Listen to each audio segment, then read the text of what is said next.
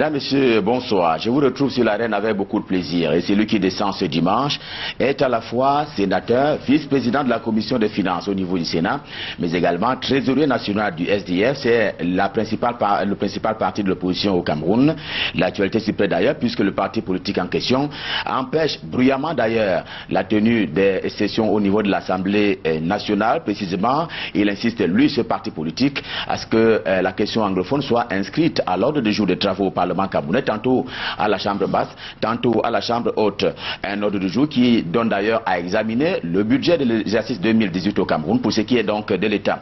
Et puis, cette question, y a-t-il deux SDF? Pour toutes ces questions et bien d'autres, nous allons donner ce soir la parole à un homme politique connu sur la place camerounaise, la place politique s'entend. Il s'agit de Étienne Sonkin, et je m'en vais accueillir immédiatement. Étienne Sonkin, bonsoir. Bonsoir, monsieur Gisler. Alors, on vous a donné un certain nombre de titres. Fallait-il en rajouter d'autres? Bon, je crois que c'est largement suffisant. Les téléspectateurs sont plus intéressés, n'est-ce pas, à connaître la position du SDF sur les sujets à débattre que à connaître profondément ma personne. Mais je dois tout de même dire qu'à l'origine, je suis professeur d'électrotechnique des lycées d'enseignement technique hors échelle, à la retraite. Donc, pour le reste, les postes que j'ai occupés dans l'administration, puisque j'ai été fonctionnaire, je n'ai pas besoin d'en parler abondamment pour des raisons que je viens déjà d'évoquer. Et vous vivez de façon permanente à Tchang? Je vis de manière permanente à Tchang, où par ailleurs j'ai été maire, peut-être... On en parlera abondamment au cours de ce programme. En tout cas, infiniment merci d'être venu sur ce plateau ce soir. C'est moi qui vous remercie de m'avoir invité. C'est d'ailleurs la première fois que je suis présent devant vos caméras. Je m'en vais, et ce sont les confrères qui ont été invités pour l'exercice traditionnel, c'est-à-dire ceux qui vont vous poser des questions. Je commence par Jerry Eba. Bonsoir monsieur, chef service politique dans une radio qui a pignon sur rue à Yaoundé, c'est Amplitude FM. Bonsoir Ghislain, surtout bonsoir aux millions de téléspectateurs qui se sacrifient encore à ces rituels. C'est un honneur, un privilège de partager justement pour une deuxième fois ce plateau. J'estime avoir été justement parmi les gladiateurs et je crois savoir qu'on pourra déconstruire ou bien dépoussiérer quelques zones d'ombre de l'hôte de ce soir qui est dans l'arène. Tout à fait. Je m'avais également accueilli quelqu'un qui est tout aussi habitué des plateaux de l'arène et même des émissions sur Canal International, Paul Ngouare Kinji, qu'on ne présentait plus. Bonsoir. Bonsoir. Vous êtes journaliste. Merci beaucoup. Et pour la énième fois, je dis merci à Canal 2 pour l'honneur que cette chaîne de télé me fait de m'inviter pour participer au débat que je considère républicain. Je profite de l'occasion pour saluer le PDG Emmanuel Tchatué et toute l'équipe de production de l'arène ce soir. J'espère que je serai à la hauteur. Vous m'avez invité et je pense pouvoir être à la hauteur de participer à ce débat. Surtout que vous connaissez assez bien monsieur Étienne Sonkin. Étienne Sonkin, tout à fait. Pour avoir travaillé à CRTV Ouest à Bafoussam. Et vous avez mis un peu l'exercice du métier, la pratique entre parenthèses depuis quelques mois. Non, pas du tout. J'ai été appelé ailleurs. Donc, et comme je l'ai toujours dit, toutefois quand confrère... Vous n'avez pas envie de dire qu'on dit... Non, pas du tout. Au Sénat. Je suis au Sénat, mais je ne suis pas venu parler ici du Sénat. J'ai été convié comme un journaliste. Donc ce soir, je vais essayer d'apporter ma modeste contribution au débat, puisque vous m'avez invité. J'ai aussi un principe naturel que lorsqu'un confrère m'invite sur son plateau de télévision ou à la radio, je participe au débat. J'espère que je vais répondre à toutes vos questions. Tout à fait. Tobindi, lui aussi, sera avec nous sur ce plateau lorsqu'il faudra passer à l'autre étape de ce programme, à savoir le duel. Il sera donc face à Étienne Sonkin. Le temps pour nous d'observer une respiration et ça va être juste après une espèce de déclenchement des hostilités. A tout de suite.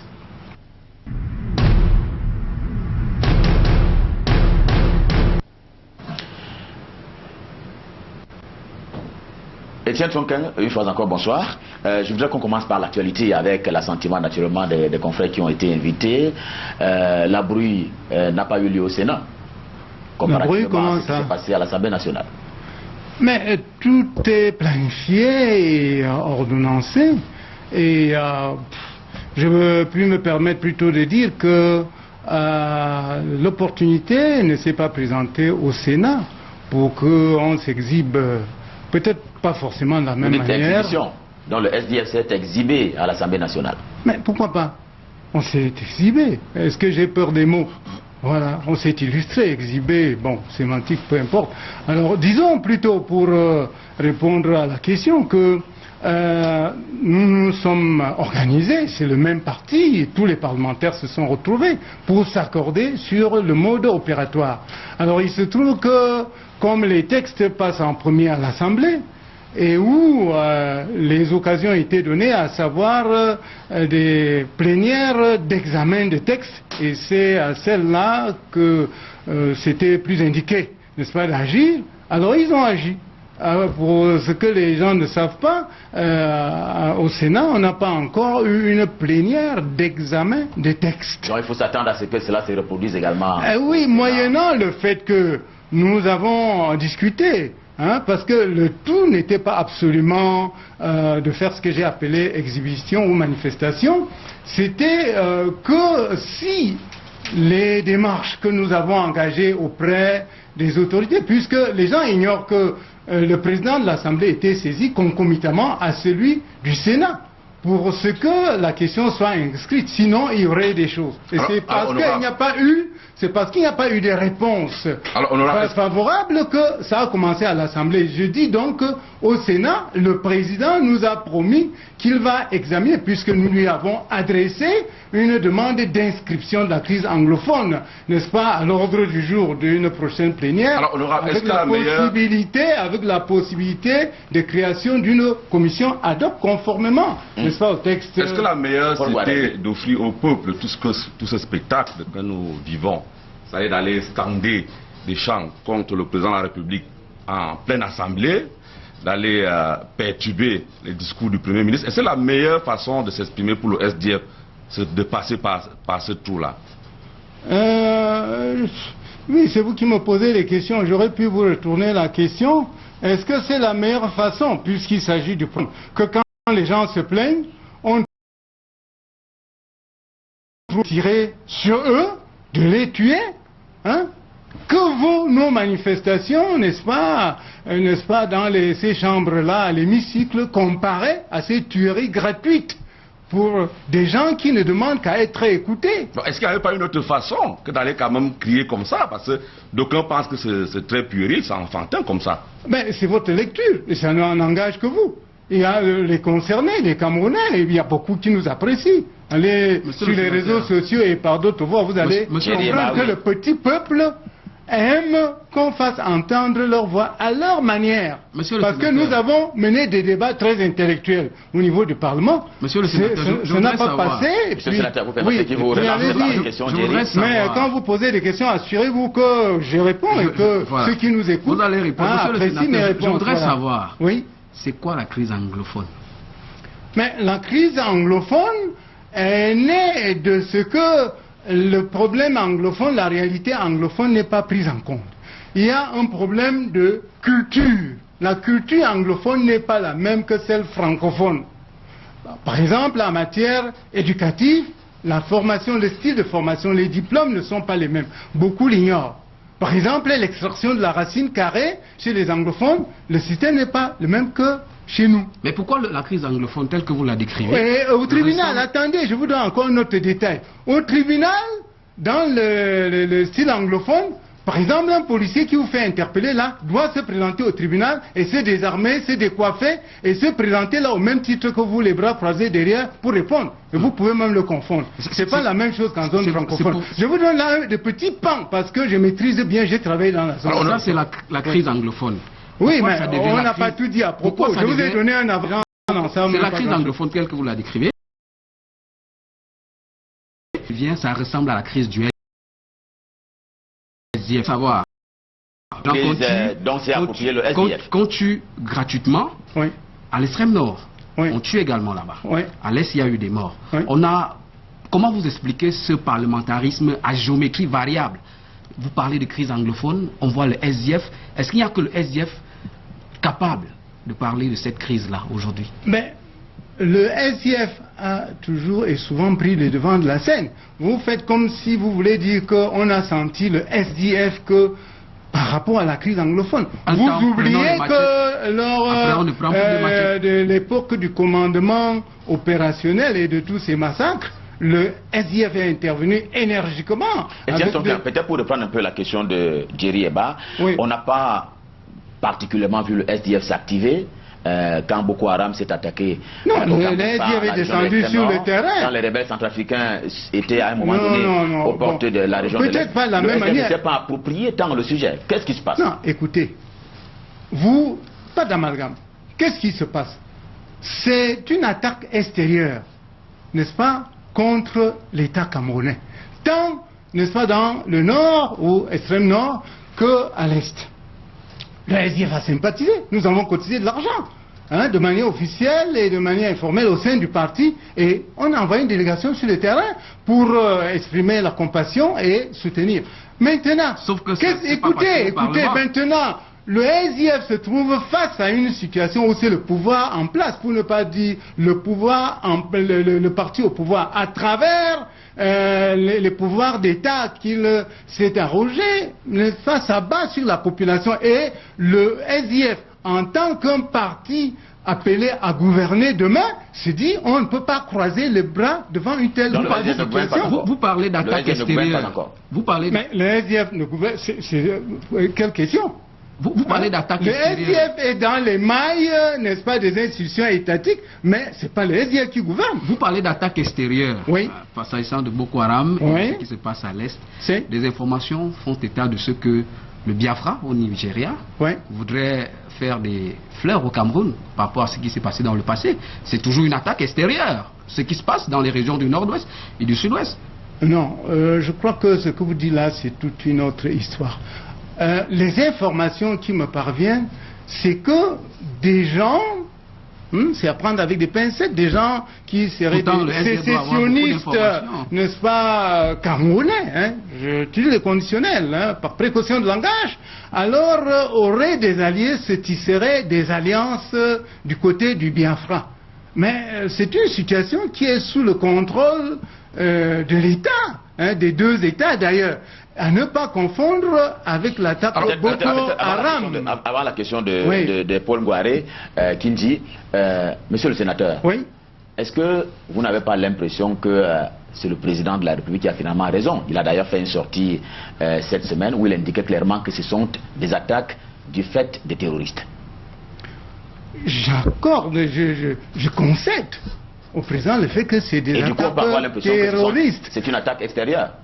Non, mais ça c'est une déduction. Ceux qui font cette déduction doivent avoir les preuves de leur déduction. Hein?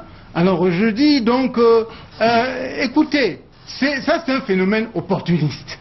C'est un phénomène opportuniste parce que lors de la lutte contre l'indépendance, qui était une lutte justifiée, alors il y a eu une espèce de perversion. On a perverti cette lutte. Des opportunistes sont venus qui avaient des règlements de compte, qui voulaient voler, qui voulaient piller, et se sont immixés à la lutte pour quelque peu dévoyer cette lutte. Mais n'empêche que malgré ces phénomènes opportunistes-là, à la fin, on a eu une indépendance qui n'était pas parfaite, qui n'était pas ce qu'on voulait, mais quand même, il y a eu des gens qui ont lutté pour ça. Et je dois rappeler qu'à l'époque, quand cela luttait, ce que nous appelons nationalistes ou martyrs de l'indépendance aujourd'hui, on les avait qualifiés de maquisards, de terroristes, de tout ce que vous pouvez... Alors, honorable, que répondez-vous à ceux qui pensent que le SDF joue au récupérateur? C'est-à-dire, il y a un événement qui affecte la nation. D'aucuns disent même que le SDF serait en perte de vitesse pour vous faire voir. Vous allez crier à l'Assemblée. Et seconde question, les hommes du RDPC se plaignent de vous, du SDF, de piraterie. Ils ont leur chanson pour animer leur meeting politique. On vous a vu chanter ça à l'Assemblée nationale tout en criant, tout en arrachant le micro au Premier ministre. Vous avez donné un contenu. Est-ce que le SDF est-il incapable de créer son chant pour aller animer ses meetings et autres? Déjà, le SDF récupérateur. Le SDF est intervenu sur le terrain sur beaucoup de choses. Hein? J'ai parlé... Il n'y a pas de créateur d'œuvres à titre d'exemple, l'intervention énergique du SDF lors des exactions du commandement opérationnel. On n'a pas parlé et grâce à ça, c'est alors qu'on a interpellé, on a mis fin on a démantelé ce commandement opérationnel et on a même traduit en justice... Mais vous esquivez ma question, honorable. Non, non, je n'esquive pas. C'est pour dire que nous ne récupérons pas à chaque fois le SDF a assumé ses responsabilités en tant que parti. Il a parlé de la chanson que vous avez récupérée. Bon, mais ça, c'était la deuxième question. Plagiat. C'était la deuxième question. Maintenant, si vous êtes pressé à ce que j'y arrive, on y va pour dire que peu importe la chanson, on aurait pu chanter du n'importe quoi. C'est pas la chanson elle-même qui importe, c'était qu'il fallait passer un message, il fallait trouver un système pour créer le brouillard, en tout cas, pour que le message passe, que le SDF est en train de vouloir que l'on fasse quelque chose. Monsieur le sénateur, restons dans le jargon de la chanson. Vous avez fait un remix, quand je dis vous, parlementaire de votre parti, un remix qui est devenu un featuring avec le président de l'Assemblée. Je voudrais, par la chute du président de l'Assemblée, pour dire le pays va bien, le SDF va mal. On a le sentiment, parlant de la récupération, que le SDF veut exister à côté d'autres partis qui commencent à émerger et qui ont des connotations parfois régionalistes. Et on dit que ces partis vous font peur. C'est pour cela que vous tenez absolument à ce qu'on vous voit. Bon, je dis que ça, c'est votre lecture. Mais je ne sais... Non, c'est le featuring du remix. Les députés SDF avec le président de l'Assemblée nationale. Paul Biya, le pays va mal. Non, le pays va bien, c'est le SDF qui va mal. Mais c'est le point de vue du président de l'Assemblée. Et qui veut se relever? C'est lui, le président de l'Assemblée, qui veut exploiter les actions du SDF pour, n'est-ce pas, plaire à son champion. Ce n'est rien du tout. Mais lorsque on scande Paul Biya, Mosgo, Paul Biya, le pays va mal, on a le sentiment que vous jouez pour Paul Biya.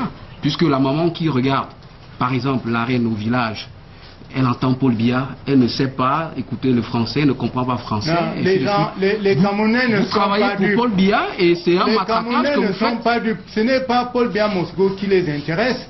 Ces Camerounais-là savent. On demande qu'est-ce qui se passe, qu'est-ce qui ne va pas avec le SDF. On dit c'est parce qu'ils revendiquent l'inscription du problème anglophone. Ils demandent l'examen du problème.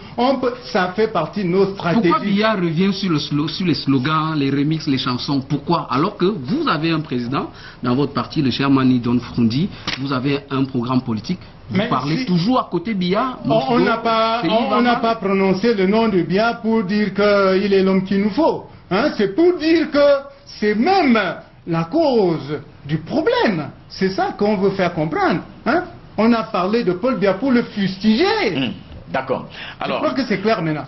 Enfin, c'est clair, peut-être. C'est clair pour vous.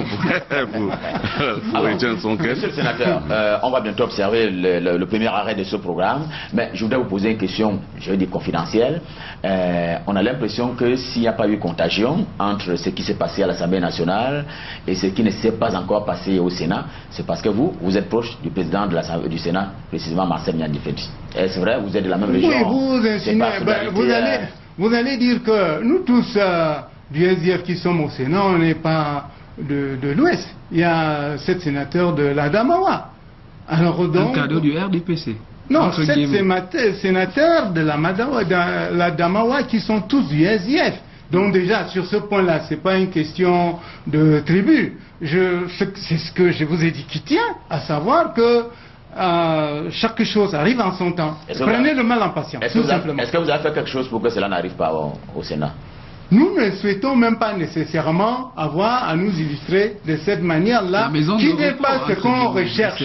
Ce n'est pas cette espèce d'exhibition-là que nous recherchons. C'est que si on obtient l'inscription du problème anglophone à l'ordre du jour de la prochaine plénière, alors on va suivre le processus normal législative ou tel que prévu par les lois, les règlements intérieurs du Sénat. Allez, la suite de ce programme, c'est dans un instant. Et juste derrière, on va accueillir Karel Mezatia. C'est la première halte de ce programme.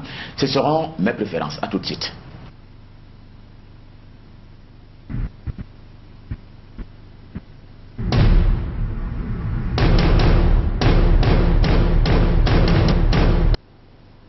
Karel, bonsoir. Bonsoir Gislain. Allez, je vais vous laisser face à Étienne Sonkin pour quelques-unes des préférences que vous avez pu répertorier. D'accord. Alors, Étienne Sonkin, bonsoir. Oui, bonsoir Karel. Ça va? Ça va. La journée a été? Bon, comme vous pouvez le lire sur mon visage, je crois, hein, parce que si ça n'allait pas, vous en avez suffisamment vu et cela vous dirait que ça ne va pas. Ben, tel n'est pas le cas pour le moment. D'accord. Alors moi, je commencerai par votre style vestimentaire. Oui. Je constate que vous avez allié le traditionnel, je fais allusion à votre boubou, et le moderne, je fais allusion à votre chapeau, je vais appeler ça un sombrero entre guillemets. Pourquoi avoir choisi de faire ce mariage-là, tradition et moderne? Mais c'est ma particularité, ce chapeau je l'aime, il est presque emblématique pour ma personne, j'aime bien le porter, mais il n'empêche que par moment je porte la chéchia, j'aurais pu y mettre la gandoura puisque tout ça c'est un ensemble, mais pour la reine j'ai préféré ce style un peu léger. D'accord. Voilà, c'est spécifique à ma personne. Je ne suis pas obligé, je ne suis pas un suiviste, je ne suis pas obligé de faire comme d'autres. D'accord. Alors si je vous demandais de me présenter Étienne Sonken, qui êtes-vous? D'où venez-vous, vos origines? Bon ben, je suis modestement un Camerounais de la région de l'Ouest, né à Tcham, précisément dans le village Photo, d'humbles parents dont le nom n'intéresse pas les gens ici, d'une modeste famille. Bon, puis disons que le présentateur tout à l'heure a donné un pan de ma personne. Je ne veux pas abondamment revenir là-dessus, sauf si vous voulez des détails, parce que si je me mets à parler un peu trop de moi-même, c'est comme si je suis imbu de moi, je veux... Voilà, alors que je crois que ce qui intéresse le public, c'est les débats ici. Donc je vous laisse la possibilité d'expliciter votre question. Non, ma rubrique c'est côté jardin secret. Oui, donc maintenant, ce que je voudrais savoir, présentez-nous un peu votre petite famille. Vous êtes marié, père de combien d'enfants? Bon, voilà, déjà sur ce point, puisque il n'y a pas tellement d'indiscrétion, je suis marié polygame, 3 femmes. Bon, pour le nombre d'enfants, je dirais que je suis père de plusieurs enfants, plusieurs petits-enfants. Voilà. Et la préférée, il y en a une ou bien... Pourquoi avoir choisi 3 femmes? Toutes sont les préférées. Pourquoi parce 3 que femmes? là, vous comprenez que chaque femme, pour moi, fait l'objet d'une très grande convoitise, parce qu'elle m'a plu et j'ai préféré qu'elle soit chez moi et non qu'elle joue, n'est-ce pas, les énièmes bureaux. D'accord. Alors, elles sont toutes originaires de la région de l'Ouest aussi, vos épouses? Oui, à peu près. Bon, il y a une qui s'apparente un peu plus au littoral, une Mbo. Voilà, mais je ne tiens pas tellement à mes origines, c'est-à-dire je ne suis pas l'homme du repli identitaire. Si par un phénomène quelconque j'étais tombé sur une du Nord, et surtout si, n'est-ce pas, la conjoncture n'était pas aussi défavorable, je pourrais encore évoluer et on me retrouverait dans le centre, dans le sud, dans le nord, pourquoi pas. Bon, je ne sais pas si il y a vous entendez encore, matière. Vous entendez prendre une 4e épouse? Je ne sais pas, voilà, c'est pas un projet en cours, que je vais le dire à Mondo Vision. Alors, voilà. Ce que je voudrais savoir à présent, c'est en tant que bon Bamileke, je vais le dire ainsi. Oui, quel est le mets de la région? Quel est le mets de la région que vous affectionnez le plus? Le maire? Le mets. Ah oui, le mets. Oui. Oh, voilà. À la surprise générale, j'aime d'autres l'appellent purée de macabo, mais c'est taro de macabo avec le légume avec une sauce avec des légumes aux crevettes, voilà ce que je voulais dire. On appelle ça comment en langue? Ah, akwanzap. Ah d'accord, le kwanzap. Ok, voilà. Ça fait plaisir de le savoir. Oh oui, un mets très spécifique de chez nous.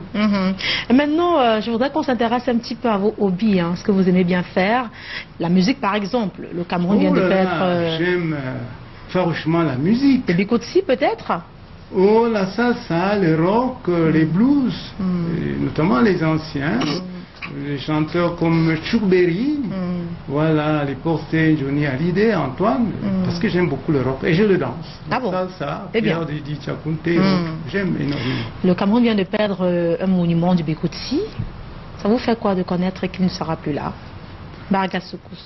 Oui, bon, naturellement, c'est vrai, dans ce que j'aime en termes de musique de danse, je n'ai pas cité le Bikutsi. Oui. Mais comme vous êtes un bon vivant, vous pouvez donner votre point de vue. Oui, bien sûr, je veux dire que, également, j'aime le Bikutsi, mais surtout l'entendre, je ne m'y connais pas beaucoup quant à la danse, mais quant au malheur qui a frappé, n'est-ce pas, cette vedette, comme tous les autres cas précédents, c'est ma compassion et j'ai saisi l'occasion pour exprimer, n'est-ce pas, présenter mes condoléances et plus triste à la famille éprouvée. D'accord, vous avez été maire de Tchon, il fait bon vivre à Tchon? Tchon, entre autres, c'est la cité climatique. Vous avez entendu parler du centre climatique de Tchon, pour lequel il faut dire que dans les années de la colonisation, les Blancs de ce qu'on appelle l'Afrique noire française n'avaient pas trouvé mieux que Tchon pour créer cette base. C'est tout un grand village qu'il serait intéressant que vous veniez découvrir là. Et c'est, on l'appelle hôtel, mais en réalité c'est tout un quartier avec beaucoup de maisons très particulières. La dernière pour la route, Ghislain. Vous avez été professeur d'électrotechnique. Vous êtes à la retraite. Oui. Est-ce que ça vous manque les salles de classe? Ça vous manque un peu? Oh, pas nécessairement. Il m'arrive, lorsqu'il y a des pannes à la maison, de m'exercer et de bien m'en sortir. Donc, ce n'est plus tellement rentrer dans les classes qui m'intéressent. J'aurais souhaité le faire avec plaisir. Mais étant donné les grandes préoccupations, les grands dossiers que je gère, je crois qu'avec le temps on évolue, la vie est dynamique et puis je me plais dans ce que je fais à l'heure actuelle, la politique. Voilà. Merci Étienne Sonkin de vous être prêté au jeu, merci beaucoup. On a appris beaucoup de choses sur vous côté jardin, notamment que vous êtes polygame et que vous êtes l'époux de 3 dames. Tout à fait, et que je gère très bien. On n'en doute pas du tout, on n'en doute pas du tout. Infiniment merci à vous Karel, on se donne rendez-vous dimanche prochain pour le même exercice. Ce sera avec plaisir qu'on va également vous accueillir sur ce plateau. Monsieur le polygame, félicitations. Bon, si ces titres me collent, si c'est meilleur que d'autres, tant mieux. C'est avec fierté que je le porte. Alors honorable, merci beaucoup. Vous dites que vous voulez absolument parler du SDF et de la crise anglophone. C'est pas pourquoi vous ne voulez pas toujours répondre à ma question, mais je vais la poser autrement. Oui. Je suppose qu'il y avait 10 chants, ou alors 10 chansons en face de vos camarades du SDF, de l'Assemblée nationale. Peut-être un chant avec le nom de Frundi, un chant avec le nom de Tumelo. Quand il dit Tumelo, c'est le SG du SDF, ni John Frundi, le chairman. Peut-être un chant avec le nom de Banazem. Qu'est-ce qui a joué pour que vous allez jusqu'à choisir le chant du RDPC où on chante pour Paul Biya? Ça gêne un peu les gens, parce que les gens n'arrivent pas à comprendre cela. Et ensuite, je voudrais poursuivre. Et ensuite, est-ce que vos camarades du SDF, de l'Assemblée, vous ont dit qu'ils vont toujours revenir comme ça pour perturber l'Assemblée? Pourtant, on voit certains dans les commissions. Pourquoi on perturbe l'Assemblée et on est présent dans les commissions? Si je commence par la deuxième question, est-ce que chaque fois on vous a prévenu de l'action qu'on va prendre? Nous sommes en matière stratégique. Et en la matière, on n'est pas obligé de prédire comme dans... Mais ça fait 2 fois que vous avez chanté Paul Biya.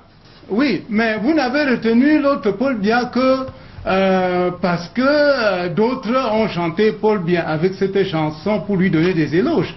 Mais nous n'avons pas chanté pour lui donner des éloges. Vous n'avez pas vu que l'autre deuxième chanson qui parlait de Paul Biya, vous devriez reprendre celle-là, qui All Today.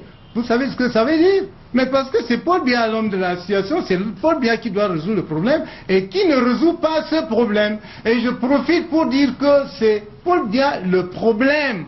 Pourquoi? Parce que dans d'autres pays, je n'ai pas besoin de citer des pays voisins, où vous savez que pour une simple grève dans un lycée, le président en personne descend rencontrer les élèves pour discuter avec eux, pour les appeler, pour les rassurer. Pour un soupçon, n'est-ce pas, d'augmentation de prix de riz, Ali Bongo, pour ne pas le nommer, descend sur le terrain rencontrer les commerçants dans une tenue de détente, c'est-à-dire il sait que les citoyens sont comme lui-même. Mais pourquoi chez nous, on en arrive à tuer des gens? Le président, c'est l'autre jour qu'il parlait même du problème anglophone, et à sa manière. Hein? Et ce n'était même pas du problème anglophone, il parlait des sécessionnistes. Il n'a jamais parlé du problème. Est-ce que c'est normal? Est-ce que c'est normal? Il envoie plutôt, il donne l'ordre que si on bouge, il faut tirer. Non, pas du tout, c'est pas ça. Monsieur le sénateur, je vais faire une discrétion. Oui. Pour pas m'éloigner de la crise anglophone, oui. Comme vous l'avez défini tout à l'heure, vous parlez de Paul Biya, le problème. Il y a quelques années, quelques jours, vous étiez en porte-à-faux avec le ministre de l'Enseignement supérieur, s'agissant de la création d'une faculté de médecine à l'université de Tchang. Oui. Le ministre vous a donné toutes les garanties, oui. Il y a eu ce qu'il y a eu. Mais l'arbitre de tout ça, c'est Paul Biya, il vient de donner à l'université de Tchang la faculté de médecine. Mais vous n'évoquez même pas ça, même en une virgule. Le problème, Paul Biya? Non, écoutez. Il vient de vous donner raison. Il est toujours le problème. Il vient de donner. Est-ce que c'est à Paul Biya à donner? C'est sa propriété? S'il était Dieu, hein? S'il était Dieu, je pense qu'on ne vivrait même pas parce que tout ce sont ses biens. Non, ce n'est pas la faculté. C'est le président de la République. C'est le président de la République en tant que président. D'ailleurs, l'Ouest l'attend sur beaucoup de choses. Hein? Ça, ce n'est que la salade d'entrée. On attend qu'il donne la part de projets structurants de l'Ouest. Mais il a dit... Qu'il fasse exploiter la boursine de Congo-Tongo. Qu'il fasse restructurer l'UKO. Il a dit qui est la seule macro-structure de développement de l'Ouest qui est tombée en faillite du fait de son secrétaire général, Jean Kété, qui en son temps était ministre, vice-premier ministre chargé de l'agriculture. Le président de la République. C'est tombé. Donc on attend qu'on relance ça pour que les populations... Le président de la République est en train de vous répondre. Puisqu'il a dit d'ailleurs dans l'un de ses discours que le Cameroun se fera avec l'Ouest ou ne se fera pas. Et un président du Sénat, vous parlez souvent de l'épuration institutionnelle. C'est toujours le SDF qui a voulu qu'on respecte toutes les institutions prévues par la Constitution de 96. C'est dommage que vous reveniez au fédéralisme en attendant peut-être que vous arriviez au pouvoir pour cette modification. C'est le SDF qui a demandé qu'on mette en place quoi? Honorable. Vous êtes au Parlement. Vous êtes au Parlement, les institutions vous attendez, le Sénat, vous avez demandé le Sénat. Si vous voulez dire que le SDF aurait demandé de mettre en place un régime présidentiel et aujourd'hui le SDF demande autre chose. Alors il faut que les choses soient claires. Honorable. Le SDF n'a jamais demandé un régime présidentiel avec ce qu'on appelle les pleins pouvoirs. Parce que ce qui détruit le Cameroun, c'est les pleins pouvoirs du président de la République. Et dans le fédéralisme, c'est pas ça, hein. Le président n'a pas tous ses pouvoirs. Une chambre comme le Sénat, hein, là où nous sommes, devrait mettre du bémol sur la gouvernance, mettre du bémol sur les décisions. Et donc on profite des revendications des avocats et des enseignants. On ne peut pas nommer les ambassadeurs, former le gouvernement, tout ça, et les autres ne sont là que pour applaudir. Avant la question de... il y a beaucoup d'autres choses. La justice... Avant la question de Paul, je voudrais retenir... vous avez retenu mon attention dans le cadre de vos réponses sur deux petits points. Vous avez dit d'une part qu'il avait un problème culturel dans ce que vous considérez comme étant le problème anglophone, mais vous n'êtes pas de la zone anglophone, vous n'êtes ni du sud-ouest ni du nord-ouest, ça c'est la première chose. Et puis vous portez vous les revendications dites de l'ouest. Est-ce que vous faites partie du LACAM aux côtés du docteur Chandantoné? Déjà, pour trancher sur cette question, je ne suis pas du LACAM, mais je ne dis pas que le LACAM est une mauvaise chose. Est-ce que vous avez formulé les mêmes revendications avec le professeur Chandantoné, disant que l'Ouest est marginalisé? Oui, l'Ouest est marginalisé, pourquoi ne pas le dire? Je n'ai pas besoin d'être dans le LACAM ou d'être l'ami ou le... Quelle est la nature de vos relations avec le professeur Chandantoné? Oh, on se connaît, c'est une... Vous avez écrit le document ensemble? Jamais, on ne s'est jamais assis pour travailler ensemble, mais rien n'empêchait qu'on s'asseye, ça ne ferait aucun problème. Il y a Chandantoné, c'est un Camerounais comme tout autre, et un grand défenseur des intérêts de l'Ouest. À la différence par rapport à lui, moi je ne suis pas spécialiste de défense des intérêts de l'Ouest. Je suis un homme, n'est-ce pas, d'envergure nationale au Cameroun, et j'interviens dans ce sens-là. C'est à ce titre-là que vous défendez les régions du Nord-Ouest anglophone, voilà, comme vous le constatez de vous-même. On n'a pas besoin d'être anglophone pour parler du problème anglophone. Pourquoi vous n'avez pas porté tant le sujet quand il y avait les rebelles centrafricains qui ont pénétré le sol camerounais par la région de l'Est? Non, je dis que vous semblez ne pas appréhender la chose. Nous sommes victimes d'une attaque extérieure. Tous les Camerounais fédères sont ensemble pour fustiger, pour soutenir les forces de défense. Et rien ne garantit que nous ne sommes pas victimes aussi dans le nord-ouest et le sud-ouest. C'est le pouvoir en place qui devient le bourreau contre ces populations. Et nous sommes les mandataires attitrés de ces populations. Et comme ce sont des sans-voix, ils n'arrivent pas à se faire entendre, nous sommes venus pour qu'on nous tue aussi. Puisqu'on ne répond que par les tirs, par la tuerie, qu'on nous tue aussi. Monsieur le sénateur, vous êtes sénateur d'où? Mais je suis sénateur du Cameroun, basé à l'ouest. Alors on est quand même surpris, hein? Oui. 3, 4, 5, 6, 7, 8 policiers, gendarmes et militaires. On attendait aussi voir le SDF venir crier pour dénoncer ces tueries. Oui. Quand les forces de sécurité ripostent pour remettre de l'ordre, vous allez crier sur tous les toits. Quand des individus armés tuent policiers, gendarmes et militaires, on ne voit pas le SDF. Un peu de discernement. Un peu de discernement. Alors vous n'êtes pas au Cameroun. C'est récemment qu'on signale, n'est-ce pas, l'assassinat des forces de défense et de sécurité, de quelques éléments. Mais les bombes sont anciennes. Mais vous attendez que ce soit 100 ou alors que ce soit 1000. Les bombes sont anciennes. C'est une tournure prise par les événements. Lorsqu'on commence à tuer les citoyens, les compatriotes anglophones, aucun élément de force de l'ordre n'était encore tué jusque-là. Donc il ne faut pas tout de suite sauter sur le phénomène opportuniste. Vous attendez 6 mois alors que ce soit 1000? Non. Mais qu'est-ce que vous attendez au SDF alors? Mais nous avons réagi, nous avons condamné aussitôt qu'on condamne le sécessionnisme ou bien la sécession. Le SDF n'a jamais été pour la sécession. Vous passez outre tout ça pour plutôt chercher à coller au SDF ce en quoi il ne se reconnaît pas du tout. Et je vous ai posé la question.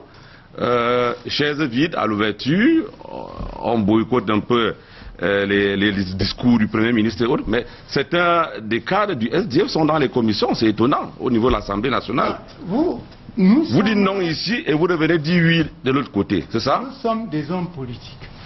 Et en politique, dans les actions, c'est la stratégie. Et la stratégie, c'est quelque chose de dynamique. C'est-à-dire, on agit, ensuite, on évalue. Quand on évalue, on essaie de se repourvoir sur les nouvelles actions. C'est comme ça qu'on fonctionne. Donc, je ne vois aucun problème. Monsieur le sénateur, oui. Le SDF défend les anglophones, c'est cela? C'est-à-dire, il y a une...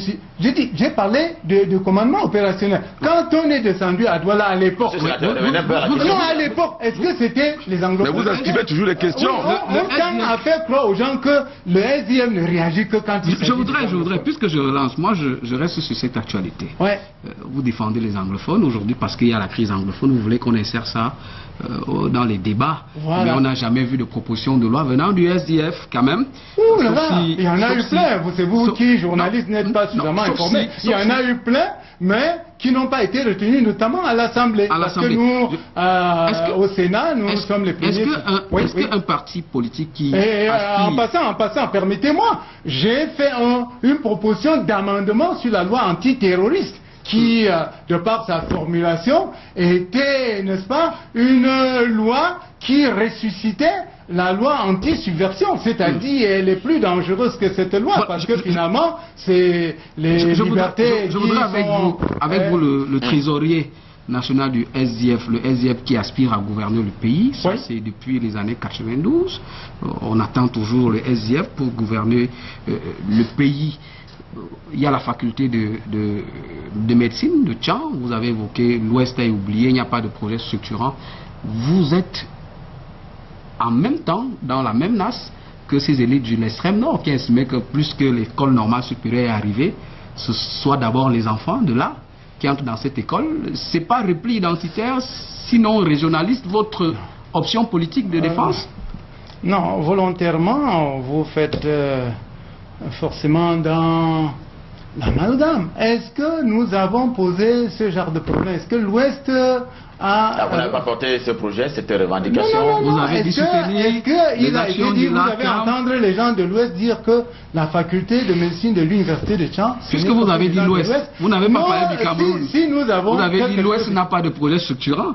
Oui, mais j'ai dit que parce que vous vouliez faire croire que cette seule faculté, n'est-ce pas, couvrait les attentes de l'Ouest. Je vous ai dit non, ce n'est qu'un avant-goût. Si le président qui a ainsi commencé, donc, il faut qu'il ouvre définitivement le dossier de l'Ouest. Dès qu'on est président au SDF, on gère d'abord sa région. Dès qu'on est président du Cameroun, au SDF, on gère d'abord sa région. C'est un peu ça ma question aussi. Je ne sais pas de quoi tient votre... Alors, honorable, revenons un peu sur la crise anglophone. Ça tient de quoi ça? Honorable, sur la crise... on va revenir sur la crise anglophone. Juste une seconde. Honorable. Oui, allez-y.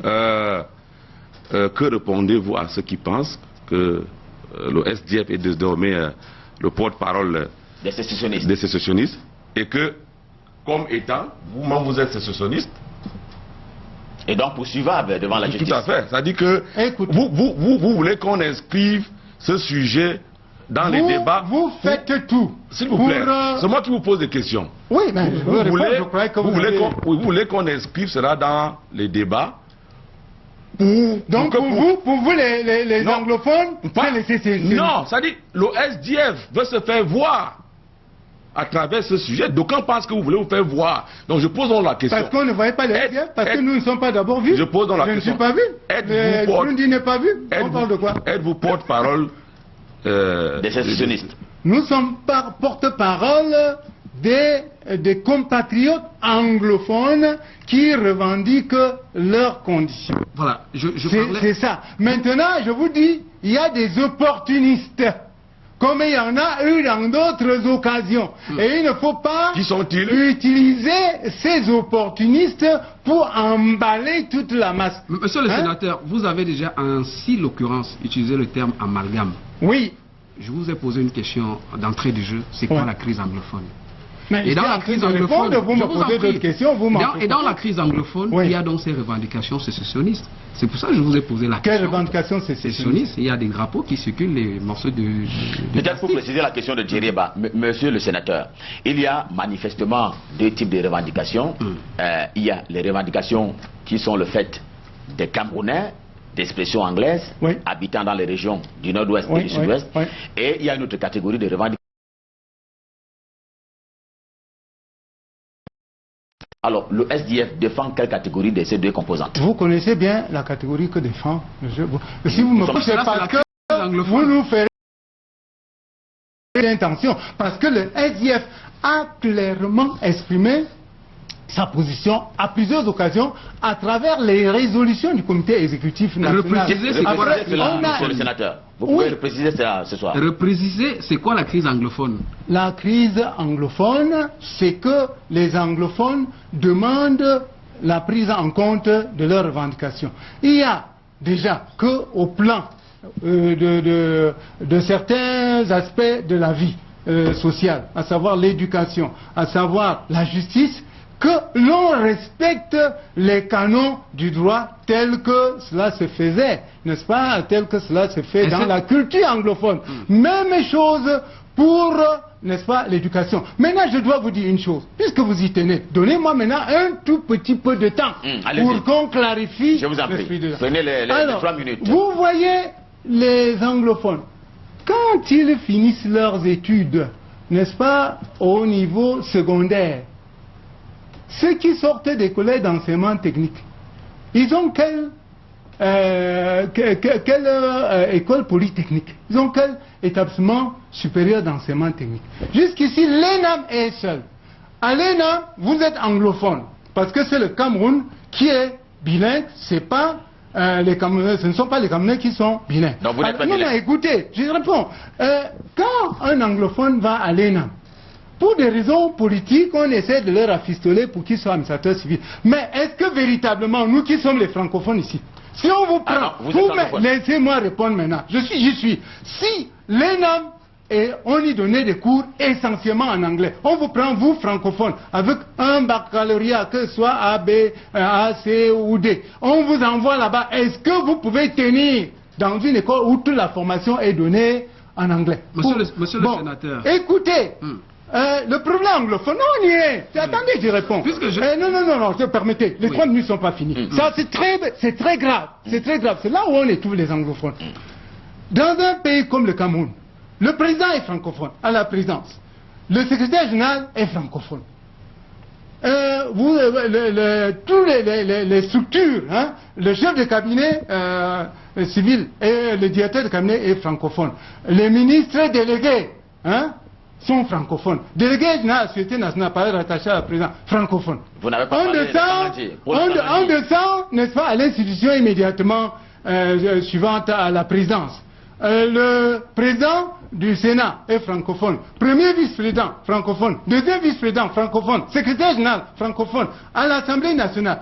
Vous voulez que je continue à citer? Oui. Et vous allez voir que finalement, on dit, ben tiens, on est où là? Et la question on est où là? Est-ce que, est-ce que les anglophones constituent une entité respectable dans ce pays? Donc, c'est un problème à plusieurs facettes. Et si on veut entrer, on veut qu'on ouvre les débats. Et si on ouvre les débats, ce ne sera plus l'arène où vous allez m'entrecouper comme ça. Je prends la tribune et quand je veux me mettre à parler, personne ne va m'interrompre. Je vais dire énormément de choses. Monsieur le sénateur, vous avez la parole. Vous êtes la vedette de cette émission ce soir. Je voudrais avoir votre sentiment sur l'équilibre régional. Parce qu'en filigrane de vos revendications, vous semblez qu'on mette en avant le caractère bilinguistique du Cameroun, alors que vous êtes politicien. Oui. L'équilibre régional, on a 10 régions. Ce que vous pensez de l'équilibre régional par rapport à ce que vous venez de décrire tout à l'heure? Non, l'équilibre régional, est-ce que les anglophones c'est une région? Si on veut parler du problème anglophone, on parle du problème anglophone. Si on veut parler maintenant de l'équilibre régional, je vous dis que selon moi, l'équilibre régional tel qu'il est géré, et là on agit comme la pieuvre. Pourquoi vous alliez dans la suite de ce que dit Jerry? Mais sans que j'ai répondu à l'équilibre régional. Non, c'est une question qui accompagne celle de l'équilibre régional au Cameroun. Est-ce que vous n'avez pas l'impression que vous dites une chose et son contraire? En même temps, vous reconnaissez qu'il n'y a pas de Camerounais anglophones, d'une part, et d'autre part, les Camerounais francophones. Vous reconnaissez qu'il y a un problème anglophone. Comment est-ce que vous expliquez cette différence? Vous embrouillez un peu tout le monde là. Quand est-ce que j'ai dit qu'il n'y a pas d'anglophone, il n'y a pas... Je ne sais pas hein, si j'ai bien... Vous avez un peu tout mélangé, et Nam a dit, l'autre a fait, ça embrouille un peu tout le monde. Non, j'ai dit, mais il y a des entités, dont qu'il faut prendre en compte, n'est-ce pas, dans la gouvernance. Ce qui n'est pas le cas. Très bien, merci monsieur le sénateur. Maintenant, l'équilibre régional, c'est un autre débat. Je voulais quand même ajouter quelque chose. Dans lequel on ne peut pas noyer le problème anglophone. Avec votre permission. Allez-y rapidement. Parce que nous avons deux grandes cultures avant d'aller dans les ennemis. Le président vient de créer une école polytechnique à Bamenda qui sera ouvrable ces jours-ci.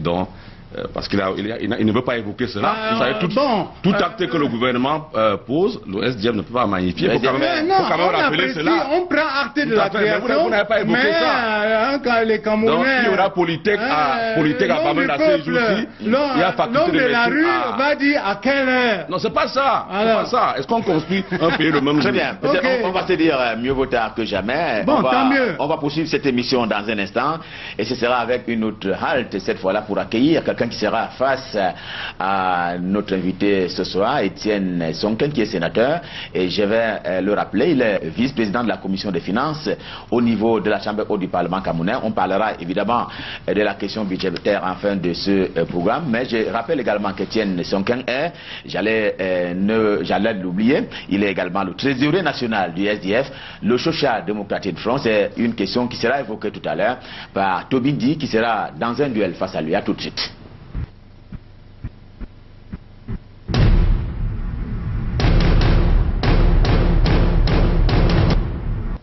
Tobindi, bonsoir. Bonsoir, Ghislain Pierre. Militant du RDPC, convaincu et convaincant, journaliste en des heures perdues, mais surtout ancien candidat à la candidature pour la présidence du RDPC. Ce n'est pas vous qu'on interviewe ce soir. Vous allez poser quelques-unes des questions à M. Étienne Sonken. Merci, Ghislain Pierre. Bonsoir, honorable Sonken. Oui, bonsoir, cher... Bon, compatriote, je préfère comme ça. Les travaux parlementaires de la session en cours se déroulent bien au Sénat? Ils se déroulent autant pour moi à leur manière. Je ne dirais pas bien, je ne dirais pas mal. Les travaux sont en cours, voilà. Ok. Honorable Sonken, vous êtes francophone ou anglophone? Je ne sais pas pourquoi cette question, je suis Camerounais, mais d'obédience, si vous voulez, quand même. Il y a deux cultures de base, hein, dont on ne peut pas se régner. Au Cameroun, je suis de culture de base francophone. Ah, vous êtes culture de base francophone? Oui. Originaire de quelle localité? Originaire de l'ouest de Tchang, j'ai déjà dit ça. Quand on sait que la culture est portée par la langue, lorsque vous faites des cérémonies traditionnelles chez vous, vous vous exprimez en français? Votre culture de Tchang, lorsque vous allez dans les funérailles, vous parlez en français? Je sais qu'au Cameroun, on dit le Cameroun a deux langues. Lorsque vous m'avez posé la question, j'ai pensé que vous parliez de la culture par rapport au linguistique, puisque le plat de résistance dans cette émission, au Cameroun, a une culture francophone. Est-ce que les populations c'était le problème anglophone, et nous venions d'achever sur le fait que c'était un problème culturel. Donc, relayé de cette manière, l'entendement que j'ai eu de votre mot culture, alors renvoyé donc à la langue. C'est pour cela qu'il y a une culture francophone. Est-ce que les populations camerounaises il y a une culture francophone. Il y a une culture anglophone. Et je vous dirais que la culture francophone est caractérisée par beaucoup d'arrogance, par beaucoup d'autorité. Honorable, je dis parce que j'ai vécu comprends que vous ne comprenez pas ma question. Alors que dans la culture anglophone, il y a beaucoup de politesse, beaucoup de courtoisie. C'est ça que vous appelez culture? Puisque vous tenez. Honorable, c'est ça que vous appelez culture? Mais c'est des éléments. Je ne voudrais pas dire que l'honorable est hors sujet. Nous continuons. Je vous comprends. Je ne voudrais pas dire que l'honorable est hors sujet. C'est vous qui nous mettez hors sujet. Bon. Hein, si c'est pour maintenant, ce qui m'intéresse maintenant, honorable. Oui. J'ai peur de dire que l'exhibitionnisme dont vous avez parlé tantôt au début de cette émission est en train de s'implémenter. Lorsque le groupe parlementaire SDF, que ce soit à l'Assemblée ou au Sénat, pose un acte, c'est avec foi ou bien c'est pour amuser la galerie? Par exemple, annoncer qu'on boycotte une session parlementaire, aller arracher la parole, le micro au Premier ministre. Vous croyez ce que vous faites ou bien c'est juste pour amuser la galerie? Mais vous pensez que des respectables citoyens que sont les parlementaires, nous sommes pratiquement une trentaine, presque une quarantaine. Vous pensez que c'est une insulte que de nous lire que sous le prisme d'amuseurs de galerie? Alors là, il faut faire attention. La stratégie. Lorsqu'un groupe parlementaire, le président Barbeau esquissait des pas de danse. Lorsque le groupe vous parlementaire, allez qualifier Barbeau de clown. Lorsque le groupe parlementaire, il était entouré de sa garde quand il le faisait. Honorable Sonkin, il avait tout le respect, honorable tous les égards dû à un président de la République. Effectivement, le président Barbeau esquissait ses pas de danse dans le cadre d'une activité folklorique. Or, je crois qu'au Parlement, si, c'était pas... C'était dans une grande audience où on attendait le président, il est venu, et puis les gens scandaient des chansons pour l'accueillir. Oui, bon, alors, les gens ont entonné des chansons pour vous accueillir au Parlement pour esquisser des dates de danse, des pas de danse. Vous n'êtes pas notre directeur de conscience. Je voudrais donc vous poser la question de savoir... Nous avons toute la latitude d'user, n'est-ce pas, de la méthode qui nous sied pour exprimer nos revendications. Honorable Sonkin, voilà. Si le groupe parlementaire SDF à l'Assemblée respecte ses électeurs, qu'ils soient du côté du nord-ouest ou du sud-ouest, qu'ils soient anglophones, je ne sais pas comment vous les appelez, vous prenez les Camerounais à témoin, vous posez ce qu'on appelle la question préalable. S'il n'y a pas de débat sur le problème anglophone, les travaux ne se poursuivent plus. Aujourd'hui, est-ce que le SDF a tenu à cette parole, puisqu'au moment où nous parlons, les travaux à l'Assemblée nationale se poursuivent avec la participation des députés du SDF? Vous prenez les Camerounais au sérieux? On prend, mais je ne sais pas si vous représentez les Camerounais. Nous, là, déjà, nous représentons les Camerounais. Je représente les Camerounais dans la mesure... À quel titre? Donnez vos titres pour qu'on voit en quoi vous représentez plus ces Camerounais que moi. Monsieur Sonkin, je vous pose la question. Je suis sénateur Sonkin, je ne suis pas seulement monsieur. Honorable. Oui, voilà, Honorable merci. Oui. Je vous ai posé la question. Le groupe parlementaire SDF à l'Assemblée nationale a pris les Camerounais à témoin. Ils ont interrompu la session plénière en disant inscrivons d'abord le point de débat sur la situation anglophone, sinon ça s'arrête et c'est de votre prérogative puisque le règlement intérieur reconnaît la question préalable. Aujourd'hui, je voudrais savoir, est-ce que le débat sur la question anglophone a eu lieu pour que le groupe parlementaire reprenne les travaux sans plus dire aux Camerounais pourquoi ils prennent ces travaux? Nous sommes un parti politique et je me reprends tout simplement pour dire que dans nos actions, les actions, c'est la stratégie. Et les stratégies sont dynamiques. L'exhibitionnisme sont dynamiques. Vous avez la paternité de vos termes. D'autres ont d'autres termes pour qualifier, pour apprécier de manière plus élégante ce que vous appelez exhibitionnisme. Alors, je dis nous sommes dans une stratégie qui se veut dynamique. J'ai emprunté ce mot de vous, honorable Sonkeng, j'ai emprunté ce mot de vous. Bon, maintenant, moi, je voudrais même encore vous poser la question sur le SDF. Est-ce que j'ai répondu finalement à votre question? Parce que j'ai l'impression que vous ne voulez pas que je réponde? Non, non, non, vous jouez dans le dilatoire. Honorable, vous jouez dans le dilatoire pour faire passer du temps. Maintenant, pour revenir au SDF. Le SDF, en 1996, avait, je crois, 48 députés. Oui. Aujourd'hui, vous en êtes à combien? On est à 18. Sauf si... Alors, comment vous interprétez ça? Vous perdez la confiance du peuple? Vous perdez la confiance de vos électeurs? Écoutez, est-ce qu'il y a des élections au Cameroun? Ah, vous dites pardon, les 18 qui sont élus ne sont pas élus par des élections. Le système électoral au Cameroun est énormément aléatoire. On se bat comme des diables pour avoir, n'est-ce pas, ce peu-là pour rentrer de la chasse. Honorable Sonkeng, ça veut dire que les députés SDF n'ont jamais été élus.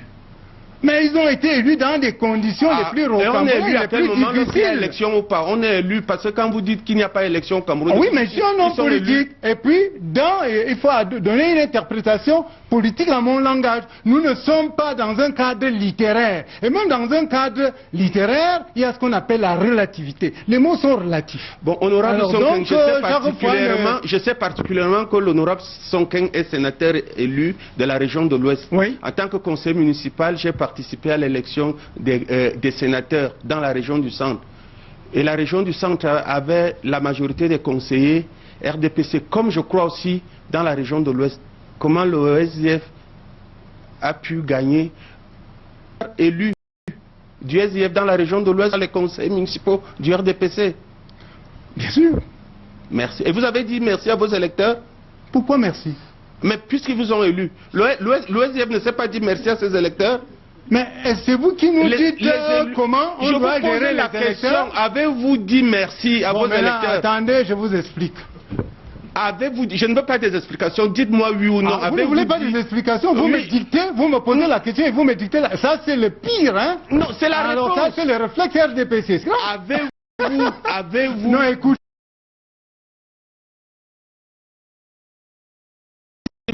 Comment exprimer ma reconnaissance? Je ne vous ai pas dit la manière. Et pour moi, mes électeurs, nos électeurs, c'est les populations, c'est le peuple. C'était une élection par voie indirecte. Il n'en demeure pas moins que nos vrais électeurs, c'est la population. Vous voulez nous faire perdre du temps. Bon, maintenant, pour revenir à l'essentiel. Oui. Le SDF est-il un parti fédéraliste ou sécessionniste? Le SDF est un parti politique qui a comme fédéralisme l'une des options, l'un des idéaux de son programme politique. Bon, et ceux qui se réclament de la République virtuelle d'Ambazonie, sont-ils camerounais ou non pour... Là, je ne sais pas, puisque le SDF ne se reconnaît pas en... Je ne parle pas du SDF. Parce que si vous voyez des gens qui parlent de l'Ambazonie, demandez-leur si ils le font au nom du SDF. Comment le SDF considère ceux qui se réclament de la République virtuelle d'Ambazonie? Le SDF les prend-il pour des Camerounais ou ils ne sont plus Camerounais? Des terroristes? Non, écoutez, le SDF n'est pas là pour... Il y a des anglophones qu'on nous... Si quelqu'un vous dit aujourd'hui qu'il est de la République d'Ambazonie, il est Camerounais pour vous ou pas? c'est lui qui répond de son option. Et vous estimez que quand cette personne aura dit cela, je ne dirai pas que tous les anglophones je ne parle pas d'anglophones, je parle de ceux qui se réclament, honorable. Je ne saurais prendre un cas isolé ou un cas général. De ceux qui se réclament de l'Amazonie. Oui, vous pouvez me citer les noms des gens qui se sont réclamés de l'Amazonie? Bien sûr. Ayuk Tabé, par exemple. Ayuk Tabé, bon, il est camerounais. Ça l'engage? Qui répond à votre question? Non, je n'ai pas demandé. Vous le prenez pour camerounais. Vous avez vu un élu du SDF qui se réclame de l'Amazonie? Vous avez vu Jean Fruit qui se réclame de l'Amazonie? Ce n'est pas ça le débat, honorable. Très bien. Bon. Ça va? Tomindi, on va une dernière.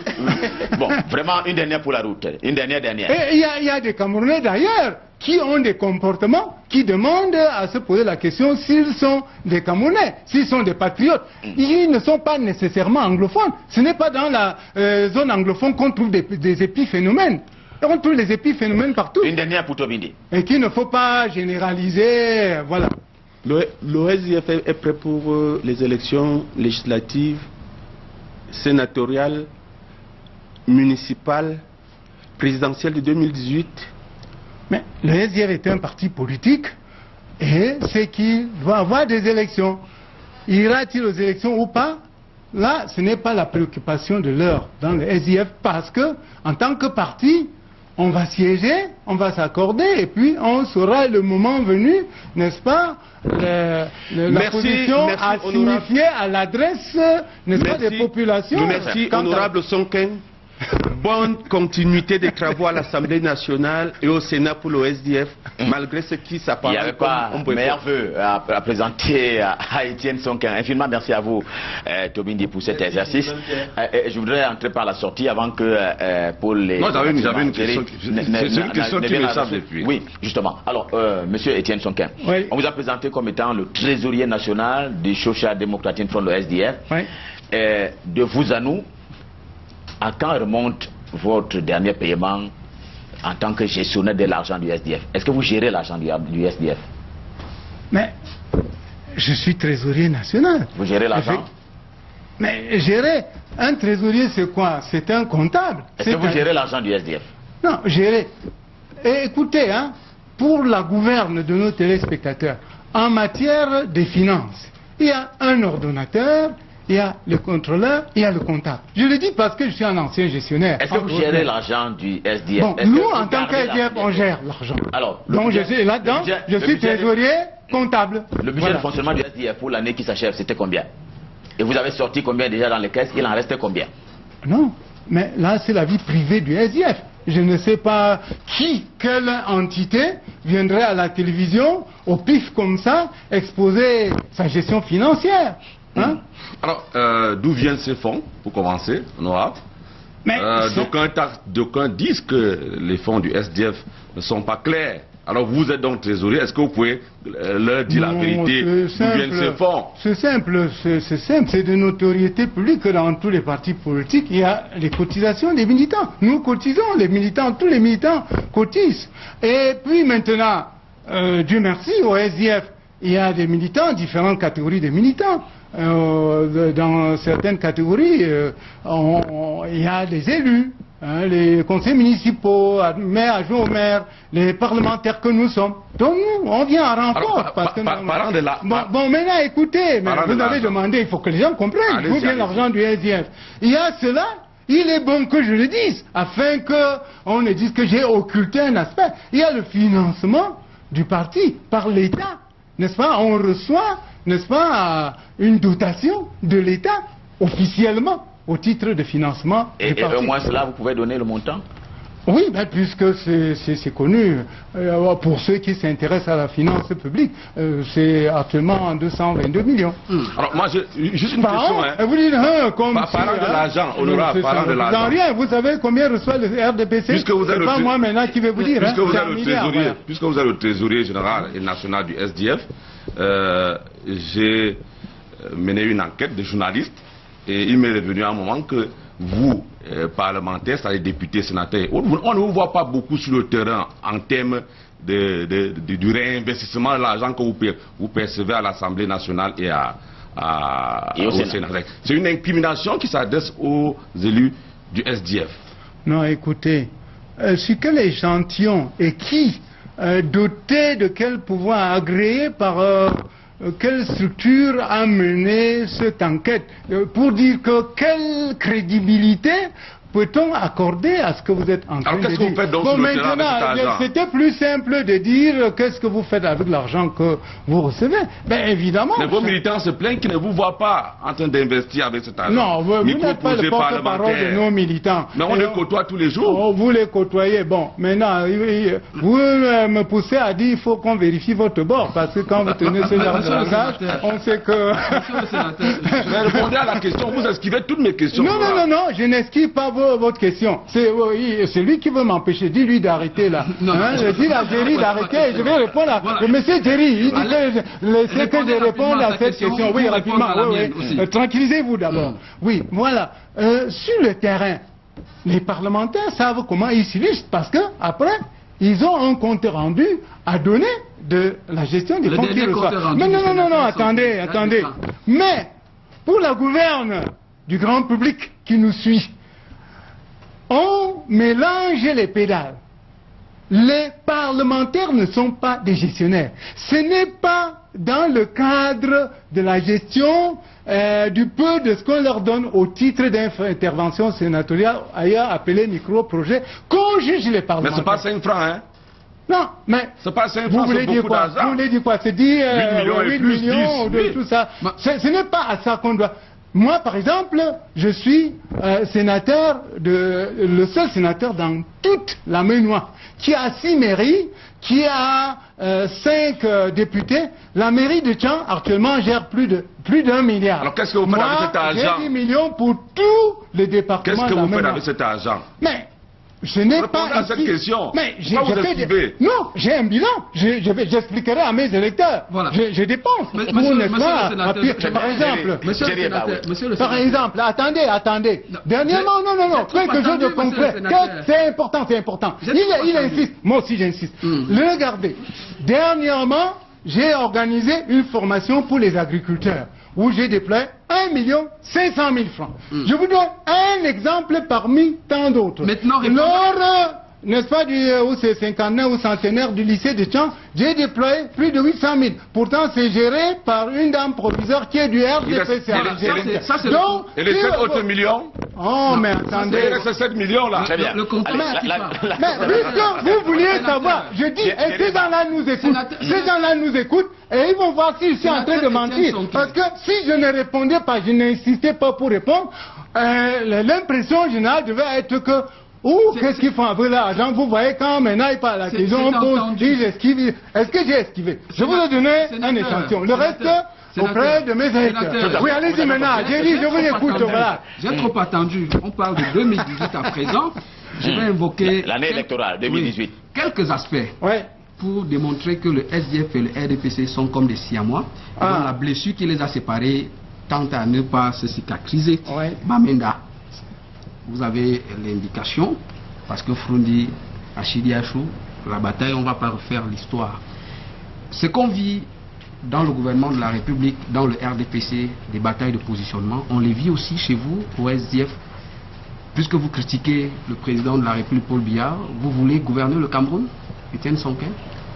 Mais je ne comprends pas bien votre question. Puisque vous critiquez le président Paul Biya, vous voulez gouverner le Cameroun? Mais votre chairman ne sert de rien. Est-ce que Étienne Sonké souhaite gouverner le Cameroun? Mais si le parti trouve que c'est moi le candidat indiqué pour, n'est-ce pas, affronter Biya et d'autres candidats. Donc vous n'avez pas de candidat naturel chez vous? Non, il n'y a pas de candidat naturel. Il n'y a pas de candidat naturel. Mais le chairman est là. Pardon? Le chairman est là, il ne sert de rien. Il ne sert de rien. Vous n'avez pas suivi les occasions où... Il y a le 8-2 qui plane. Non. Christian Tabetsing, Nouti Chokwango et d'autres ont défié, Bernard Mouna ont défié le président. Mais ils sont où aujourd'hui après? Mais ils sont partis d'eux. On les a exclus. Vous pouvez présenter, parce qu'à chaque exclusion, il y a, n'est-ce pas, des résolutions. C'est-à-dire, c'est écrit et on publie. On publie, c'est pas en cachette. Vous n'avez aucune, à son gagné, paix à son âme, pour l'exclure. C'était à travers un conseil de discipline. Et il y a un procès verbal. hein, qui est à la portée de tous. Peut-être Jerry a fait bien d'ouvrir le pan de notre entretien ce soir sur la question des élections qui devraient avoir lieu en 2018 au Cameroun. À peu près 4 types de scrutins. Est-ce que vous, personnellement, vous n'avez pas les ambitions de challenger à l'intérieur le chairman Ni John Fundi pour devenir donc le candidat du SDF? Est-ce que vous avez, d'une part ou d'autre part, est-ce que vous avez espoir, vous, d'être réélu comme sénateur au niveau de la région de l'Ouest? Oui, c'est 2 questions. Alors, challenger le SDF, si le chairman, autant pour moi, s'il devait le faire, ce n'est pas ici, n'est-ce pas, Ghislain Pierre-Sono qui devrait m'arracher sa directe vers la... Vous avez peur de 8-2? Peur de quoi? Pourquoi peur? Je n'ai peur de rien. Je n'ai peur de rien. Et puis, un parti politique, c'est pas de l'enfantillage. C'est pas spontané comme ça. Je suis un noble, je suis un grand, j'ai un âge respectable. Beaucoup comme moi. Alors donc, pour trouver le candidat du parti, on réfléchit bien avant de donner sa candidature. Sauf que c'est le même depuis. Pas le même. Je vous ai dit qu'il y a eu des challengers qui ont échoué. Il exige la tendance ailleurs. Vous éludez, vous occultez ça. Il y a eu des challengers qui ont échoué. Alors, et on les a exclus. J'ai dit qu'ils n'ont pas été exclus. Et je vous ai dit que quand on est exclu, il y a un acte officiel. Et les gens sont informés de ce qu'il y a eu conseil de discipline pour exclure. Et puis, ça sort dans les résolutions. Ça n'a pas été le cas pour ceux que vous connaissez. Paul a certainement une autre question, mais je m'en vais poser deux autres petites questions. Oui, mais vous me demandiez si j'allais être candidat. Oui. Si vous souhaitez gouverner... Si vous pourrez être réélu, surtout. Oui, mais je suis libre. Je suis libre. Je ne suis pas obligé. Hein. Ça dépend de moi. Je ne suis pas obligé de le dévoiler. Serez-vous candidat? Je ne sais pas. Le moment venu, je vais voir. Serez-vous candidat à l'intérieur du parti face à Ni John Fundi? Déjà, je ne serai pas candidat. Je n'ai pas l'ambition. Je n'ai pas l'intention d'être candidat. Serez-vous candidat? Mais je suis un homme politique. Ça peut changer. Si ça arrive et que je décide d'être candidat, je vais me manifester. Et ce n'est pas sur le plateau de télévision qu'on déclare sa candidature. Voilà. Êtes-vous fâché du fait que vous ne soyez pas devenu le président régional du SDF pour la région de l'Ouest?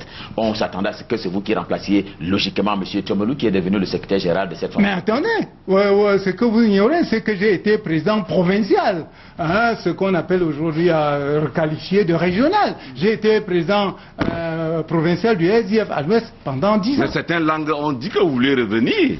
Pourquoi? Et que aujourd'hui vous n'êtes plus content. Parce que vous estimez que le niveau de trésorier national où je me trouve est si petit pour que...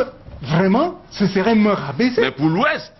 Pour l'Ouest, mais pour une raison, je suis national. Oui. Je suis comme le ministre des Finances du SDF. Et je me plais à ce poste. Tout à fait. Hein?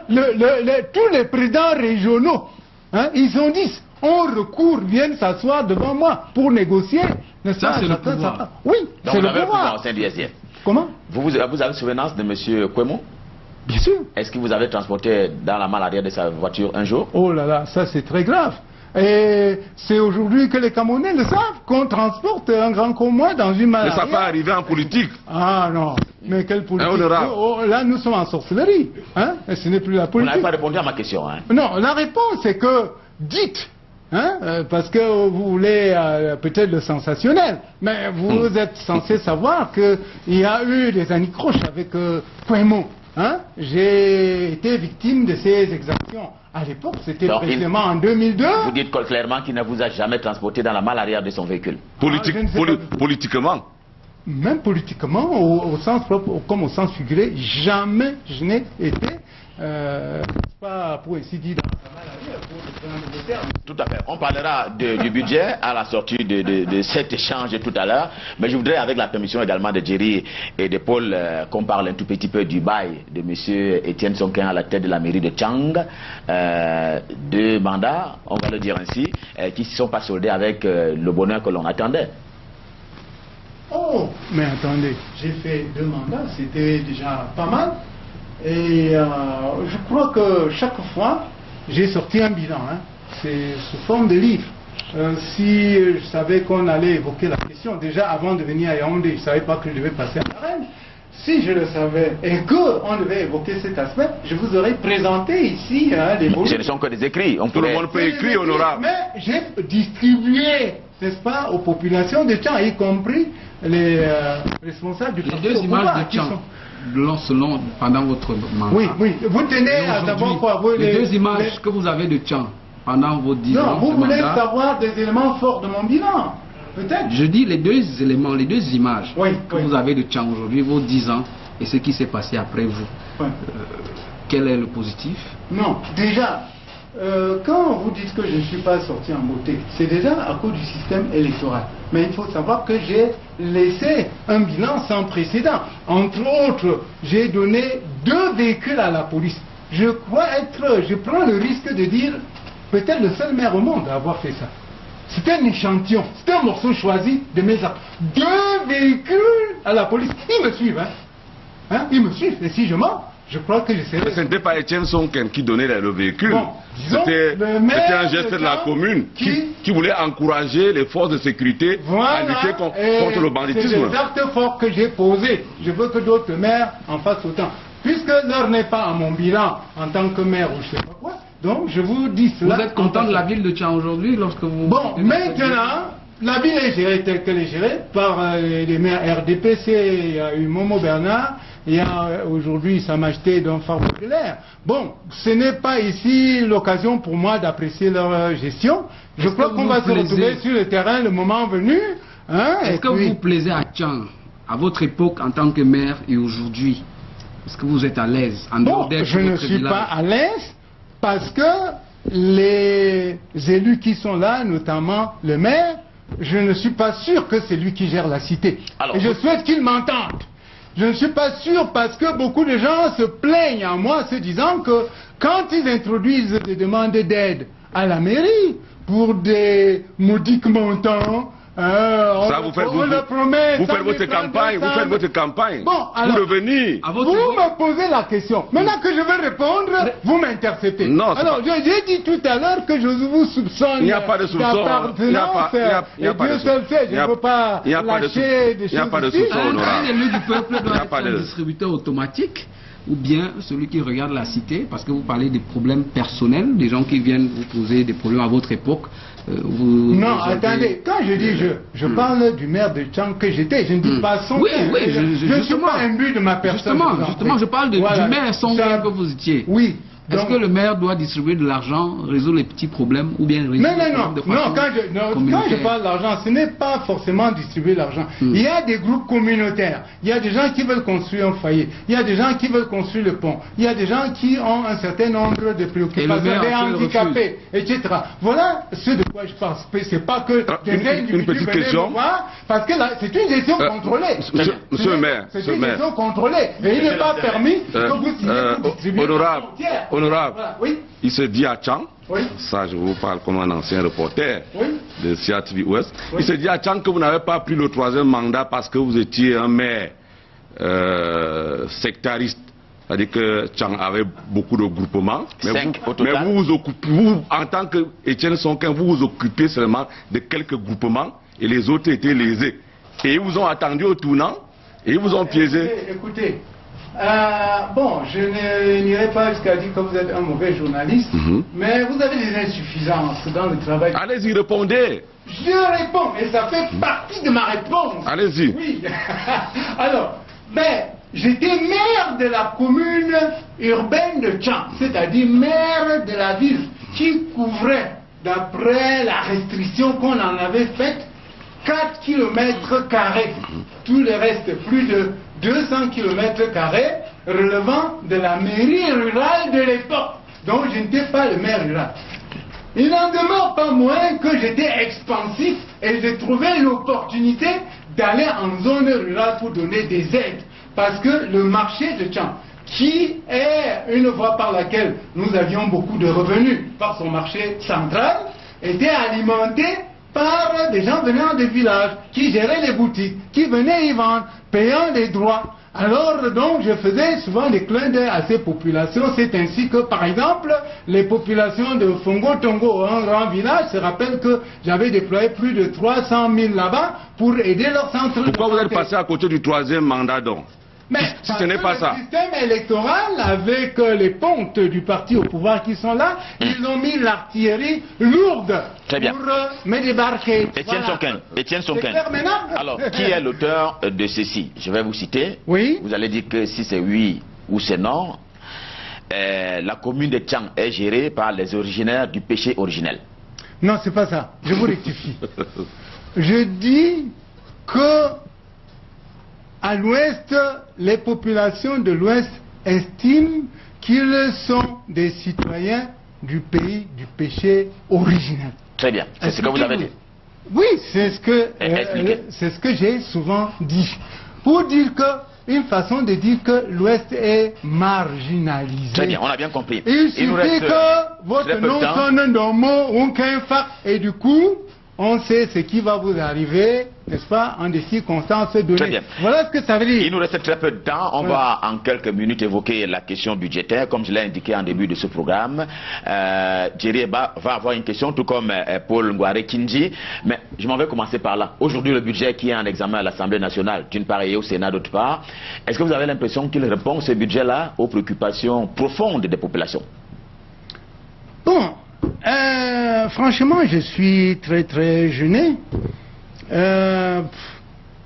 parce que je ne devais pas forcément exploiter les données que j'ai en ma possession. Je rappelle que vous êtes vice-président de la commission des finances au niveau du Sénat. Maintenant, si je veux esquiver, je vais dire quelque chose de biaisé et ce serait dommage. Le budget qu'on nous a envoyé à examiner se chiffre à 4513 milliards contre 4373 milliards pour l'exercice précédent, dégageant un excédent de 140 milliards, c'est-à-dire en surplus. Et c'est dommage parce que quand on regarde le contexte ou conjoncture économique internationale et nationale, notamment caractérisé par la chute du cours du pétrole, caractérisé, ça c'est à l'international, caractérisé à l'interne par la mise à exécution ou en vigueur des accords APE, des APE, accords de partenariat économique avec l'Union européenne, qui nous ont porté un coup sérieux, n'est-ce pas, aux recettes douanières. Là où le ministre Nganou, en son temps de l'économie, parlait d'une grande opportunité pour le Cameroun. Je crois qu'il m'entend. Il y a maintenant l'ajustement structurel qu'on appelle élégamment programme économique et financier signé avec le FMI en juin 2017, qui a porté un coup sérieux, c'est-à-dire le FMI nous perfuse et nous a imposé, n'est-ce pas, un certain nombre de restrictions, de contraintes dans la gestion. Il y a les méfaits de la guerre contre Boko Haram. Au-delà de cet environnement. Oui, mais ça va dans l'environnement. Pour revenir toute chose, pour dire que ce budget-là aurait dû plutôt être revu à la baisse et non à la hausse, comme c'est le cas. Déjà, en cela, la question c'est, est-il un budget réaliste ou plutôt ça corrobore l'idée de ceux qui estiment que c'est un budget fictif. Pourquoi? Non, attendez, parce que déjà, on vient d'examiner le compte,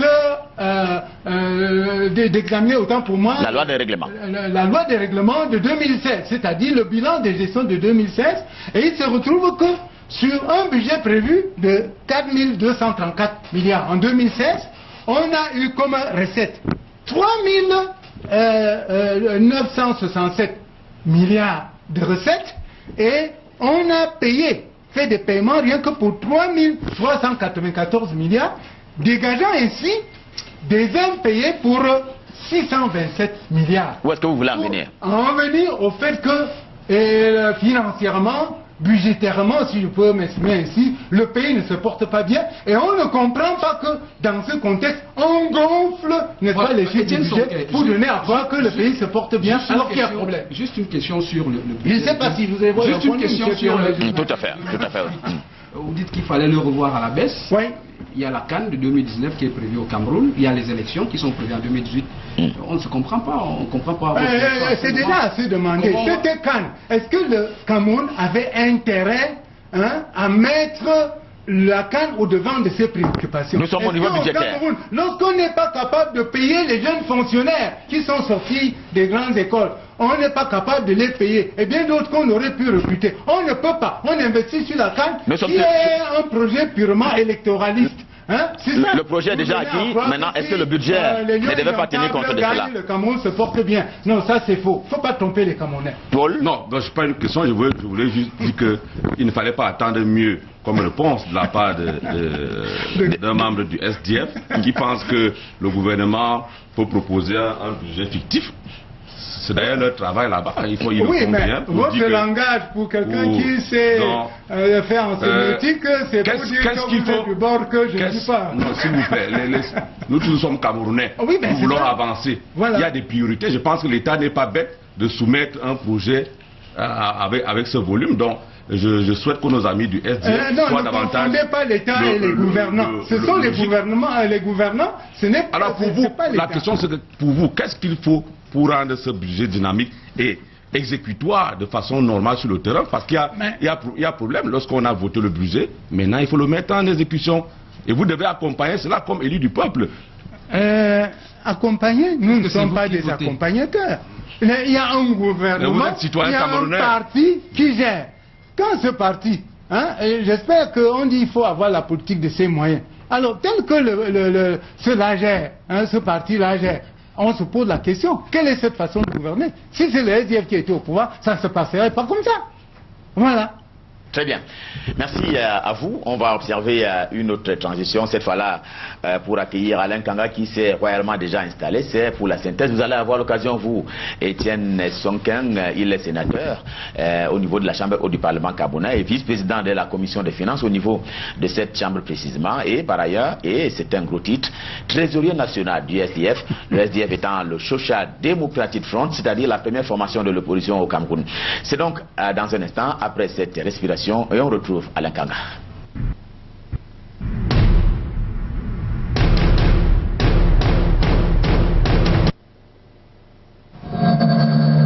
Alain Kanga, bonsoir. Bonsoir, législateur. Alors, qu'est-ce qui a été dit par qui et comment? Alors, ce qu'on retient de ces discussions, je vais commencer par dire bonsoir à Étienne Sonkin. Merci. Vous êtes sénateur SDF, vice-président de la Commission des Finances du Sénat et trésorier national du SDF. Eh bien, sur la question du bruit parlementaire et la crise anglophone, sur la brouille qui n'a eu lieu qu'à l'Assemblée nationale et non au Sénat, pour vous c'est parce que tout était organisé. Vous avez mentionné que le petit peuple aime quand on fait entendre sa voix à sa manière et comme justificatif à la réaction des députés lors de la session parlementaire que vous avez qualifiée d'exhibition, eh bien le SDF a effectué des descentes et cotisé de l'argent pour soutenir les victimes des attaques des rebelles centrafricains et de Boko Haram. Donc la crise anglophone est différente de ces attaques. De ce fait, pour vous, la crise anglophone, le SDF ne peut pas être considéré comme récupérateur. Sur le champ entonné, pour vous, le président de l'Assemblée nationale se sert des actions du SDF pour plaire à son champion, qui est Paul Biya. Pour vous, Paul Biya est le problème de tout ce qui arrive actuellement. Vous lui reprochez de n'avoir parlé jusqu'ici que des sécessionnistes et non de la crise anglophone. Vous avez noté que la crise anglophone est le début et que l'Ouest s'apprête à dévoiler également ses propres revendications. Et vous avez tenu à préciser que le SDF est contre le sécessionnisme. La culture francophone est caractérisée par de l'arrogance, contrairement à la culture anglophone caractérisée, elle, par la gentillesse et la politesse. Sur les fonds du SDF, selon vous, ils proviennent des cotisations de ses membres et du financement de l'État.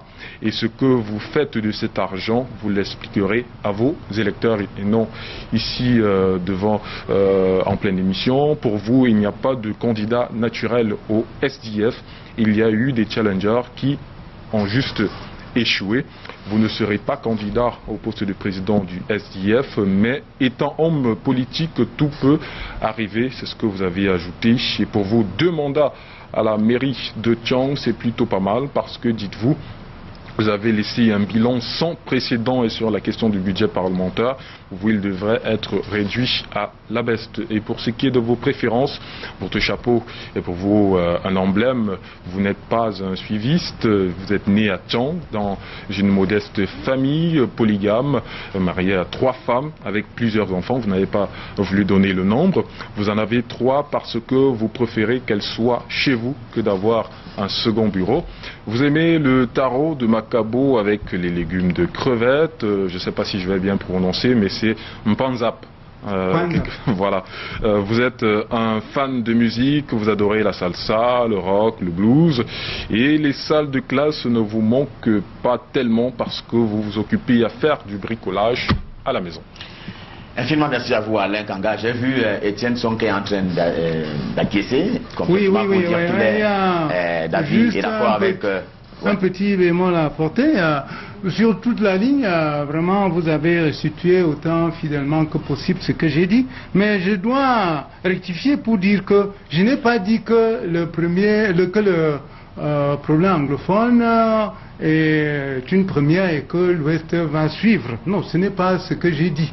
Parlant de l'Ouest, j'ai dit que si on a créé une faculté là, c'est pour l'Ouest c'est un avant-goût et que l'Ouest souhaite porter d'autres réclamations. Je n'ai pas dit que l'Ouest va suivre les anglophones. Et puis, vous avez parlé de budget parlementaire. C'est le budget de l'État. Donc rectifiez ça, c'est le budget de l'État, c'est pas le budget parlementaire. C'est l'enseignant de lycée technique qui parle à ce moment-là, qui avait été habitué à sanctionner parce que c'est une casquette un peu plus importante qui vous a conduit au CIM où vous vous trouvez en l'état actuel des choses.